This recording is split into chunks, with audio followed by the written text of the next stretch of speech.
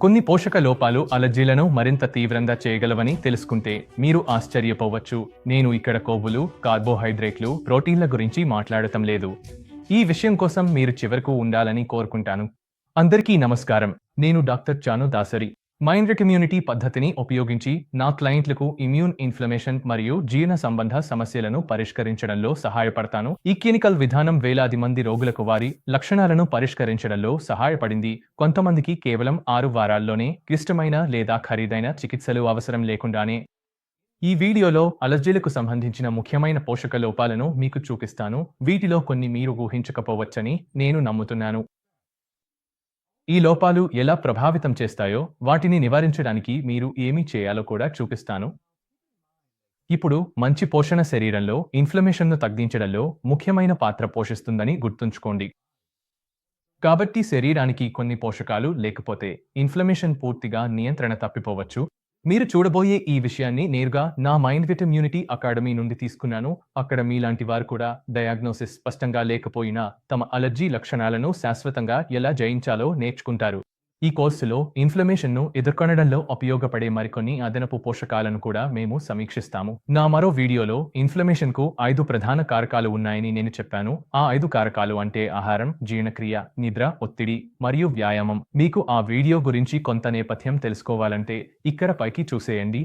ఇంకా ముందుకు వెళ్లే ముందు లైక్ చేయడం, సబ్స్క్రైబ్ చేయడం, నోటిఫికేషన్ బెల్ను ఆన్ చేయడం మర్చిపోకండి. తద్వారా తాజా విషయాలు మీకు అందుతుంటాయి. అలర్జీలతో బాధపడుతూ వాటిని శాశ్వతంగా తగ్గించుకోవాలనుకునే ప్రతి ఒక్కరికి నేను తప్పనిసరిగా చూడాల్సిన వీడియోలు తయారు చేస్తాను. ఇది నిజంగా ఉపయోగకరమైన సమాచారం, మీరు మరెక్కడా పొందలేరు కూడా. పోషక లోపాల విషయానికి వస్తే చాలామంది చేసే పొరపాటు ఏమిటంటే తాము సమతుల్య ఆహారం తీసుకుంటున్నామనే అనుమానంతోనే ఉంటారు. కానీ సమతుల్య ఆహారం అంటే అసలు ఏమిటి? సాధారణ అమెరికన్ డైట్ వాస్తవానికి శరీరంలో వాపును మరింత పెంచుతుందని మనకు తెలుసు. కానీ ఎందుకు అలా జరుగుతుంది? మనకు ఏ పోషకాలు లోపంగా ఉన్నాయో తెలుసుకోవడం వ్యాధిని త్వరగా తగ్గించుకోవడంలో చాలా విలువైనది. అందుకే మనం దీనిపై మాట్లాడుతున్నాం. నా ఇతర వీడియోల్లో చెప్పిన విషయాన్ని గుర్తుంచుకోండి. వాపు మీ జీర్ణాశయంలోనే మొదలవుతుంది. ఇది ఆశ్చర్యంగా అనిపించకూడదు, ఎందుకంటే మీ రోగ నిరోధక వ్యవస్థలో 70 నుంచి 80% భాగం జీర్ణాశయంలోనే ఉంటుంది. కాబట్టి మీకు వాపుతో కూడిన వ్యాధి ఉన్నప్పుడు మీరు తీసుకుంటున్న ఆహారం మరియు జీర్ణక్రియలో ఏమి జరుగుతోంది అనే విషయాన్ని జాగ్రత్తగా పరిశీలించాలి. చాలా సార్లు వాపు ప్రేగుల్లోనే మొదలవుతుంది. కాబట్టి వాపును తగ్గించాలంటే ముందుగా జీర్ణాశయాన్ని ఆరోగ్యంగా మార్చాలి.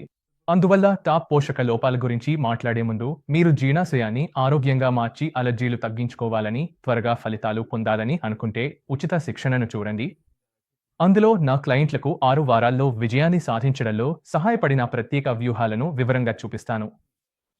మీరు ఆ శిక్షణను ఈ వీడియో క్రింద ఉన్న లింక్ ద్వారా పొందవచ్చు. ఇది మీకు ఎంతో ఉపయోగపడుతుందని నాకు తెలుసు. ఆ లింక్ మీద క్లిక్ చేస్తే మీరు మీ ఇమెయిల్ను నమోదు చేయాల్సిన పేజీకి వెళ్తారు. అక్కడ మీరు అలర్జీలను ఎలా తగ్గించుకోవాలో ఉచిత శిక్షణను పొందుతారు. మీకు అవసరమైన ప్రతిదీ అందులో ఉంది. అందులో ప్రత్యేక ఆహార సూచనలతో కూడిన ఉచిత పోషక మార్గదర్శిని, అలాగే మీలాంటి వారు తమ ఆరోగ్య సమస్యలను పూర్తిగా తగ్గించుకుని ఇప్పుడు పూర్తిగా ఆరోగ్యంగా ఉన్న అనేక సహాయక కేస్ స్టడీలు కూడా ఉన్నాయి.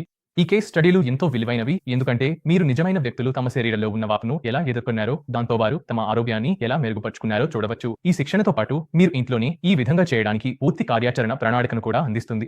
పేజీపై పైభాగంలో మీ ఇమెయిల్ను నమోదు చేసి వెంటనే ప్రారంభించండి. ఇప్పుడు పోషక లోపాల గురించి మాట్లాడుకుందాం. నేను ఈ వీడియోను ముందుగా రికార్డ్ చేశాను. ఇందులో మీ ఆహారంలో ఏమి లోపించిందో చర్చించబడింది. అత్యంత సాధారణమైన విటమిన్ లోపాలు అంటే విటమిన్ D3 మరియు విటమిన్ B12. ఖనిజ లోపాల్లో మెగ్నీషియం, జింక్ మరియు సెలీనియం ఉన్నాయి. మీకు మోతాదులు మరియు నమ్మదగిన బ్రాండ్లను ఎలా ఎంచుకోవాలో సందేహం ఉంటే నేను అలర్జీస్ కోసం నా టాప్ సప్లిమెంట్ ఎంపికలతో క్రింద లింక్ పెట్టాను. అలర్జీల్లో అత్యంత పెద్ద పోషక లోపం అంటే ఫైటోన్యూట్రియంట్స్. అది పీచ్వైటియోనట్రియంట్స్ అంటే ఫైటోన్యూట్రియంట్స్. అవి ఏమిటి?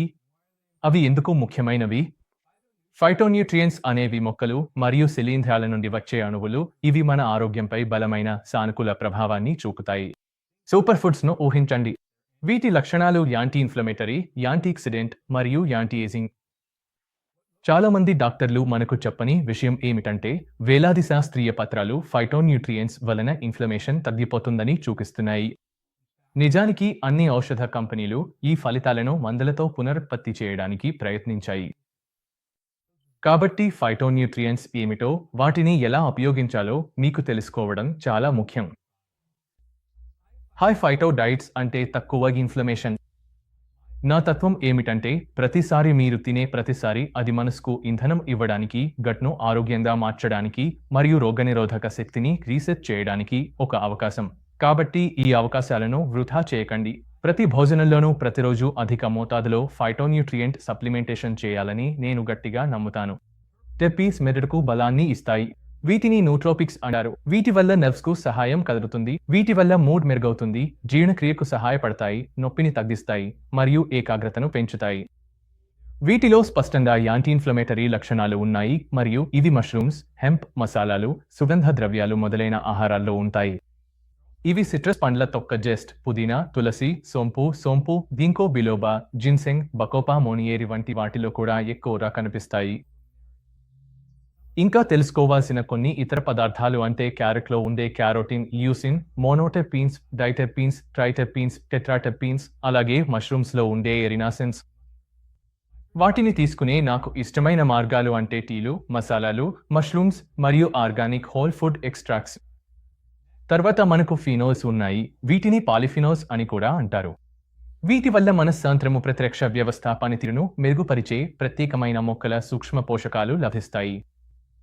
ఇవి క్వెర్సిటిన్, కాంఫెరోల్, మైరిసిటిన్, రుటిన్, అపిజనిన్, ల్యూకియోలిన్, పెసలు, మినపప్పు, అశ్వగంధ, గ్రీన్ టీ నుండి వచ్చే క్యాటచిన్స్, బెర్రీలు మరియు రెడ్ వైన్ నుండి వచ్చే ఫ్లావోనోల్స్, రెస్వెరాట్రోల్ వంటి పదార్థాలను కలిగి ఉంటాయి. ఇదే డాక్టర్ చెప్పినది. ఓస్ ప్రసిద్ధి చేసిన రెస్వెరాట్రోల్, పసుపు నుండి కర్క్యూమిన్, టీ, బెర్రీలు, చెట్టు తొక్క నుండి టానిన్లు, సిన్నామేట్, గాలేట్, మిరపకాయల నుండి క్యాప్సైసిన్, అల్లం నుండి జింజరాల్, రుటిన్, ఫెరులేట్, కాంఫర్, బ్రోమెలైన్, వివిధ సుగంధ ద్రవ్యాలు మరియు మసాలాల నుండి థీఫ్లావిన్ ఇవన్నీ ఇందులో ఉంటాయి. ఇప్పుడు నేను ఫినోల్స్ తీసుకునే నా ఇష్టమైన మార్గాలు అంటే ముదురు రంగు బెర్రీలు, ఆకుకూరలు, మసాలాలు, టీ, బీన్స్ మరియు మినపప్పు. మీరు బీన్స్ మరియు మినపప్పు తినాలనుకుంటే వాటిని రాత్రంతా నానబెట్టి ప్రెషర్ కుక్కర్లో వండాలి. వాటిలో లెక్టిన్స్ అనే సంక్లిష్టమైన ప్రోటీన్లు ఉంటాయి. ఇవి లీకీ గట్, ఇన్ఫ్లమేషన్ మరియు జీర్ణక్రియలో సమస్యలు కలిగించవచ్చు. కానీ మీరు చేయాల్సింది ఒక్కటే, వాటిని నానబెట్టి ప్రెషర్ కుక్కర్లో వండాలి. అప్పుడు లెక్టిన్స్ పోయిపోతాయి. సరే, ఇప్పుడు ముందుకు పోదాం. క్లోరోఫిల్ అనేది చాలా మొక్కలు మరియు సముద్ర అల్గిలో కనిపించే ఒక ఫైటోన్యూట్రియంట్. ఇది ఫోటోసింథసిస్కు బాధ్యత వహిస్తుంది. ఇది సూర్యకాంతి కిరణాలను శక్తిగా మార్చే ప్రక్రియ. క్లోరోఫిల్ శరీరంలో ఫ్రీ రాడికల్స్ మరియు విషాలను శక్తివంతంగా తొలగించే గుణం కలిగి ఉంది. వాటిని తినడానికి నాకు ఇష్టమైన మార్గాలు అంటే సలాడ్లు మరియు షేక్స్లో ఎక్కువగా ఆకుకూరలు మరియు పచ్చి కూరగాయలతో కలిపి. ముఖ్యంగా తెలుసుకోవాల్సింది ఏమిటంటే క్లోరోఫిల్ వేడి పట్ల సున్నితంగా ఉంటుంది, కాబట్టి కూరగాయలను ఎక్కువగా వండకండి. మీరు వాటిని ముడిగా తినవచ్చు, తేలికగా ఆవిరి మీద ఉడికించవచ్చు, వేడి నీటిలో కొద్దిసేపు ముంచి తినవచ్చు. మీరు వాటిని వేయించితే కాల్చితే అవి మొత్తం క్లోరోఫిల్ను కోల్పోతాయి. నాకు ఆ ఫ్యాన్సీ జ్యూస్ బార్లలో దొరికే కోల్డ్ ప్రెస్డ్ గ్రీన్ జ్యూస్లు, వీట్ గ్రాస్ షాట్స్ ఇష్టం. వాటిలో ఎక్కువ క్లోరోఫిల్ ఉంటుంది. సరే, తర్వాతది థయోసైనేట్లు, broccoli, brussels sprouts, cauliflower, cabbage, bok choy, kale, wasabi, horseradish మరియు కేపస్ వంటి క్రూసిఫెరస్ కూరగాయల్లో కనిపిస్తాయి.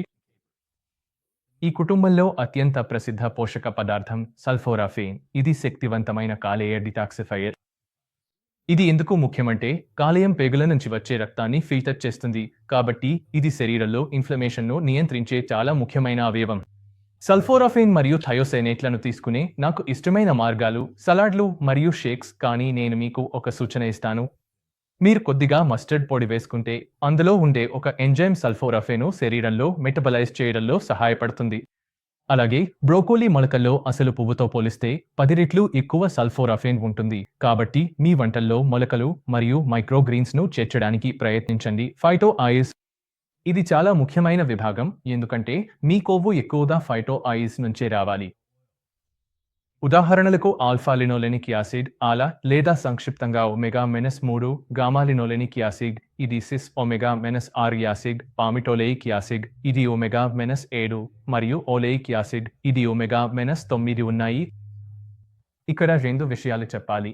ఆల విషయంలో సహజ వనరులు సప్లిమెంట్ల కంటే మెరుగ్గా ఉంటాయి, ఎందుకంటే అవి మన శరీరంలో బాగా పనిచేస్తాయి.